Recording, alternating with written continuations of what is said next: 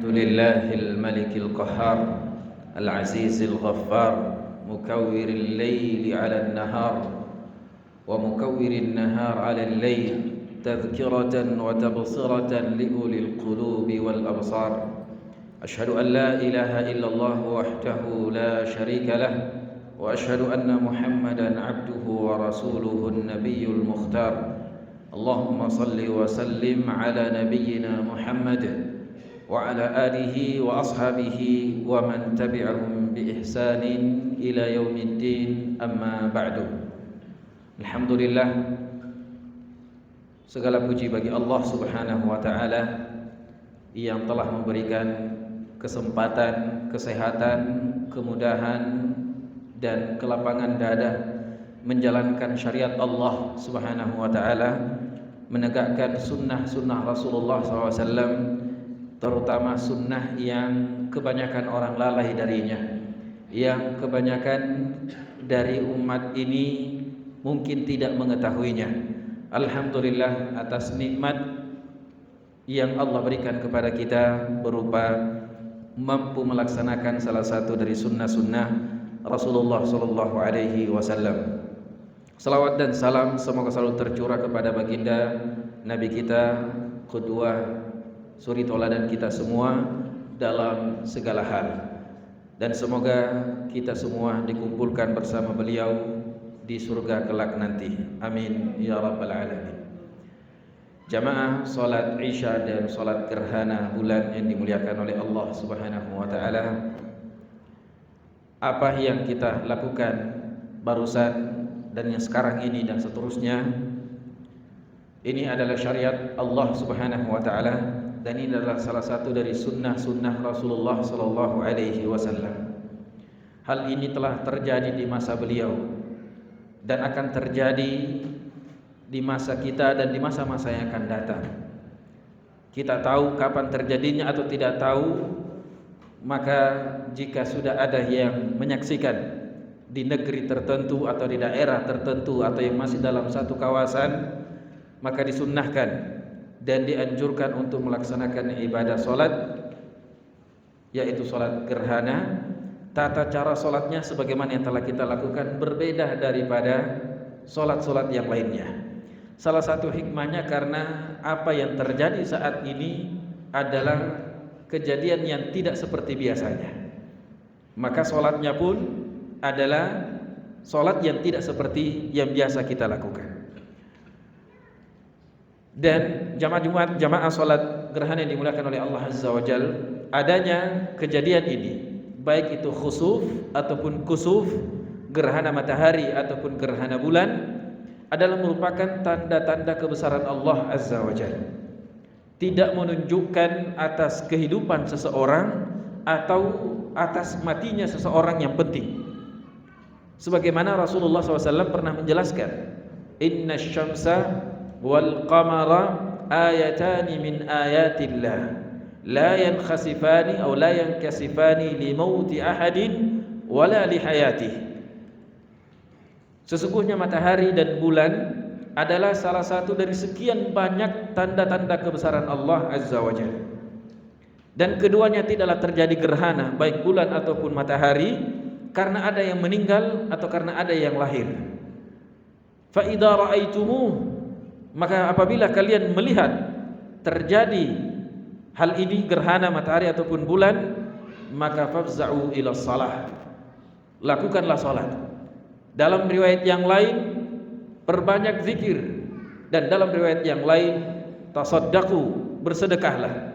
Makanya di antara momen dan waktu, keadaan yang paling mustajabah untuk berdoa, yang paling mustajabah, yang dengannya kita berharap sedekah ini adalah sedekah yang terbaik di masa itu, adalah ketika terjadi gerhana. Dan ini dalam riwayat yang lain, kejadian ini yukhawwifullahu bihi ibadah. Terjadinya gerhana matahari ataupun gerhana bulan adalah untuk membuat kita semuanya kembali mengingat Allah dan takut akan adabnya, kembali menyadari diri kita dan introspeksi bahwasanya matahari dan bulan ini begitu besar, bahkan jauh lebih besar daripada bumi, bisa saja terjadi sesuatu yang tidak seperti biasanya. Apatah lagi hanya bumi kita. Namun sifat dasar manusia itu, sifat dasar manusia, jika telah terjadi sesuatu yang berulang, maka dianggap biasa. Contoh sederhana yang pernah disampaikan oleh salah seorang dosen kami ketika kuliah di Madinah dulu, kebetulan waktu itu terjadi juga gerhana. Beliau membayangkan, karena kita melihatnya sekarang itu menjadikan gerhana sebagai tontonan. Bahkan sebagian orang selfie dengan bulan, diabadikan dan seterusnya.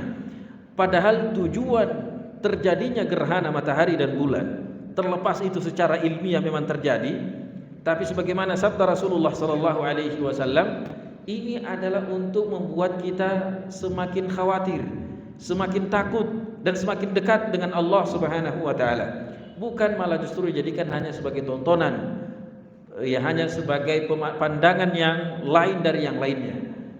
Seharusnya membuat kita sadar, kalaulah matahari dan bulan yang jauh lebih besar daripada ukuran bumi di mana kita berada di dalamnya bisa terjadi hal-hal yang aneh, maka apatah lagi dengan bumi ini. Dan dari ini juga kita mengambil pelajaran, kalau semua yang ada di langit dan di bumi, matahari, bulan, bumi dan planet yang lainnya serta bintang-bintang yang lainnya tunduk atas aturan dan perintah Allah Subhanahu wa taala, maka kita manusia yang merupakan makhluk kecil di antara makhluk-makhluk Allah. Allah Subhanahu wa taala berfirman, "La khalqus samawati wal ard akbar min khalqin nas." Ciptaan langit dan bumi, di dalamnya tentunya matahari dan bulan, jauh lebih besar dibandingkan dengan ciptaan manusia. Maka tidak pantas bagi seorang muslim yang mengaku dirinya muslim sejati untuk mengatakan syariat Islam adalah harus mengikuti adat istiadat negara kita. Sungguh sangat tidak baik atau kurang beradab kepada Allah dan kepada Rasulullah jika mengatakan bahwasanya Islam ini datangnya dari Arab, datang dari Arab masuk ke negara kita atau masuk ke negara lain, maka karena dia seorang pendatang maka seharusnya dia mengikuti aturan pribumi. Inna lillahi wa inna ilaihi rajiun. Siapa yang memiliki bumi, siapa yang memiliki syariat ini, siapa yang menciptakan kita? Allah Subhanahu wa taala yang memiliki bumi ini. Allah yang memiliki apa di dalamnya, di antaranya yang ada di atasnya, maka dia jugalah Allah yang berhak menentukan syariat yang mana yang harus dilakukan. Bahkan di saat Islam itu turun di Arab pertama kali yang dibawakan oleh Nabi kita Muhammad alaihi salatu wassalam, semuanya atau syariat-syariatnya membenarkan apa yang sudah baik, menjaga kebiasaan yang sudah baik, dan mengganti sesuatu yang sangat menyelisih daripada baik itu fitrah manusia ataupun daripada tujuan diciptakannya manusia. Maka dengan adanya kejadian seperti ini, semoga memberikan kepada kita pelajaran bahwasanya kita harus tunduk dan taat kepada Allah, taat kepada syariat Allah dan syariat Rasulullah sallallahu alaihi wasallam, karena makhluk yang besar ini, matahari dan bulan, juga tunduk kepada Allah Subhanahu wa taala. Wasyamsu tajri li mustaqarrin laha, dzalika taqdirul azizil alim. Matahari beredar atau berputar pada porosnya, bulan juga terbit dan muncul dan kemudian hilang, di semuanya atas perintah Allah Subhanahu wa taala. Maka kita sebagai makhluknya seharusnya taat dan tunduk kepada aturan Allah Subhanahu wa taala. Jamaah salat Isya dan gerhana yang dimuliakan oleh Allah Azza wa Jalla. Pelajaran selanjutnya yang bisa kita ambil dari kejadian gerhana ini, sebagaimana dalam hadis Rasulullah sallallahu alaihi wasallam, terjadinya gerhana matahari bukan karena adanya yang dilahirkan atau karena adanya yang meninggal.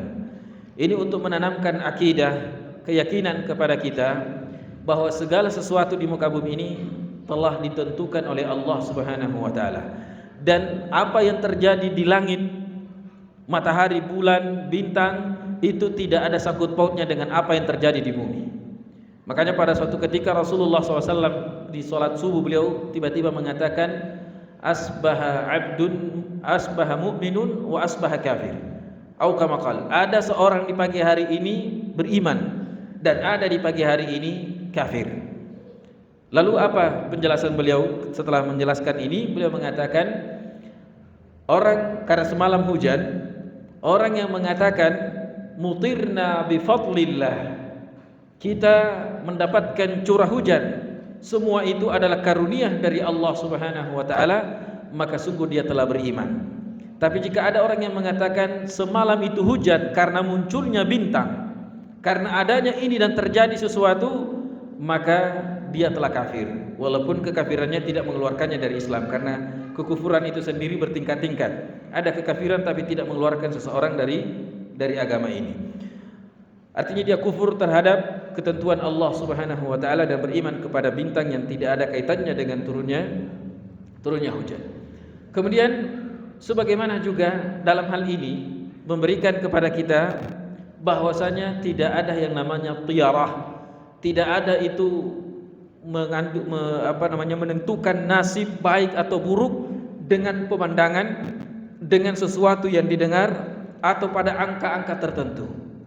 Karena terjadinya gerhana, kata Rasulullah SAW, itu tidak membuat orang itu ada tanda ada orang yang lahir, orang bagus atau orang penting yang lahir, atau ada yang mati dari kalangan orang-orang terpenting. Kenapa beliau mengatakan hal ini? Ini untuk menjaga keyakinan para sahabat, karena kebetulan, ya, artinya takdir Allah Subhanahu wa taala, tapi tua biwafiq. Di saat itu anak beliau bernama Ibrahim radhiyallahu taala an meninggal dunia. Dan di saat anak beliau meninggal terjadi gerhana. Maka beliau harus menjelaskan bahwasanya terjadinya gerhana tidak ada sangkut pautnya dengan kematiannya putranya yaitu Ibrahim. Nah, kita juga seharusnya meyakini hal seperti itu, bahwa terjadi gerhana bukan karena ada capres yang mau dipilih atau ada orang-orang tertentu yang akan memimpin dan seterusnya, tapi semua ini adalah tanda-tanda kebesaran Allah yang membuat kita untuk takut kepadanya. Yang ketiga, sebagaimana dalam ayat atau hadis yang kita bacakan dari riwayat-riwayat yang ada, tujuan daripada diperlihatkannya kepada kita gerhana matahari dan gerhana bulan adalah untuk membuat kita takut kepada Allah dan membayangkan bagaimana proses terjadinya hari kiamat. Namun sebagaimana kita sebutkan tadi, kita ini umat manusia umumnya kalau sudah berulang-ulang rasa takut itu hilang. Saya 2 hari lalu baru dari Ambon. Beberapa hari sebelumnya terjadi gempa. Tetapi ternyata orang di sana sudah menganggap biasa itu gempa. Kalau hanya di bawah 5 skala Richter itu sudah biasa, karena saking seringnya. Sampai ketika mereka goyang-goyang sedikit, dia lihat, oh gempa. Tidak lagi takut, tidak lagi mau kabur dan seterusnya. Sampai mereka sambil minum minuman saat gempa terjadi, karena sudah terbiasa. Tidak lagi ada rasa takut.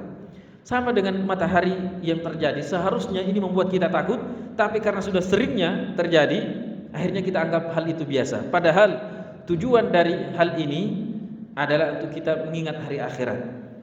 Hari akhirat nanti bulan akan dihancurkan oleh Allah, matahari akan digulung, matahari akan dilebur dengan makhluk-makhluk lainnya, dengan makhluk angkasa, bahkan langit secara umum, langit yang 7 lapis itu Allah Subhanahu wa taala akan menggulungnya sebagaimana kita menggulung kertas. Yauma natwis samaa qatayyis sijilli lil kutub. Dan dalam surah Al-Fajr yang kita baca di rakaat atau di ruku terakhir, setelah ruku terakhir tadi, kalla idza dukkatil ardu dakkan dakka. Ketika bumi digoncangkan dan dibenturkan oleh Allah Subhanahu wa taala dengan benturan yang sangat keras, dan di saat itulah terjadi hari kiamat. Maka seharusnya dengan pemandangan, walaupun sebagian orang menganggap ini pandangan indah, tapi ini tentunya pemandangan yang membuat kita khawatir. Jangan sampai dalam waktu dekat kita dipanggil oleh Allah Subhanahu wa taala dalam keadaan tidak sesuai dengan apa yang dicintainya. Ini yang kita khawatirkan. Tapi jika kita berada pada sesuatu yang dicintai oleh Allah, semoga masuk dalam ayat yang kita bacakan tadi, ya ayyatuhan nafsul mutmainnah irji'i ila rabbiki radiyatan mardiyah fadkhuli fi ibadihi wadkhuli jannati. Maka mari manfaatkan momen yang sangat mulia ini. Masih ada waktu untuk kita berzikir, berdoa, bersedekah. Kalau untuk sholat sudah selesai, karena sunnahnya dimulai dari terjadinya gerhana. Yang dilakukan sholat bisa mulai dari awal sampai akhir. Tetapi jika sudah selesai sholat dan gerhana masih terjadi, maka perbanyak zikir, perbanyak doa, dan perbanyak bersedekah. Karena inilah waktu yang tepat untuk melakukan 3 ibadah yang mulia tadi. Semoga Allah Subhanahu wa taala memberikan hidayah kepada kita semua, dan semoga Allah menambah keimanan dan ketakwaan kita dengan terjadinya gerhana matahari atau gerhana bulan pada malam hari ini. Dan semoga Allah Subhanahu wa taala mewafatkan kita dalam keadaan diridhoi. Dan semoga Allah Subhanahu wa taala kembali mengumpulkan kita sebagaimana mengumpulkan kita di surganya, sebagaimana telah mengumpulkan kita di tempat yang mulia ini. Amin ya rabbal alamin. Subhanakallahumma wa bihamdik, asyhadu an la ilaha illa anta, astaghfiruka wa atubu ilaik. Wa akhiru da'wana anil hamdulillahi rabbil alamin. Wassalamu alaikum warahmatullahi wabarakatuh.